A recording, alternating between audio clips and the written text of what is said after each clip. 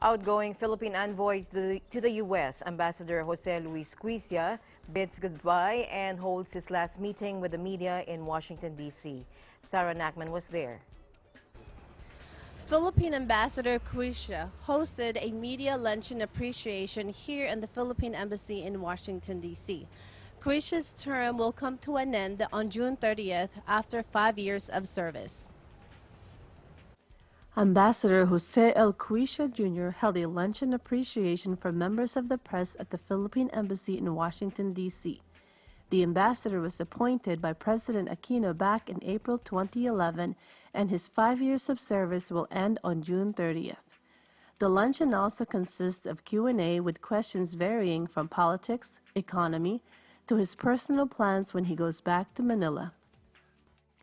In regards of what he thought his biggest accomplishment was, he said it's not just one thing, but a combination of factors.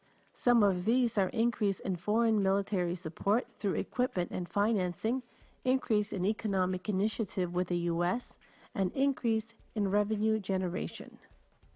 When asked about security threats in the Philippines, Ambassador Cuisia pointed out that internal threats such as Abu Sayyaf is cause for concern, but the external security threat is much more urgent, not just issues with China, but with what is currently happening in the Korean Peninsula, specifically North Korea's behavior.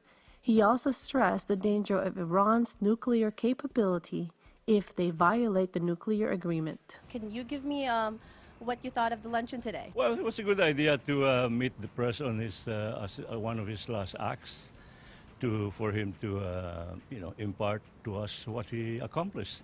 Thank you, Lita. What about you, Bing? Oh, it's good in the hot weather like this. I think a cold sushi is so timely. The most anticipated statement of the day was his thoughts on the President-elect Duterte. The ambassador recently met the President-elect, and after listening to Duterte's policies, he said he was impressed and the President-elect came across as sincere. Ambassador Cuisia is also optimistic that Philippines and U.S. relations will continue to strengthen under the new administration. According to the ambassador, during this meeting, Duterte asked him to stay in his post in D.C., but the ambassador said it is something that he has to think through with his wife. For now, he is looking forward to spending his time with his family in Manila. He will be working in the private sector and do not plan on running on any government office. It was great to see my colleagues here in Washington, D.C. Philippine Embassy, as well as an honor to be a part of the Media Appreciation Luncheon. This is Sarah Nacman with Washington, D.C. Bureau EBC, and I'm 1 with 25.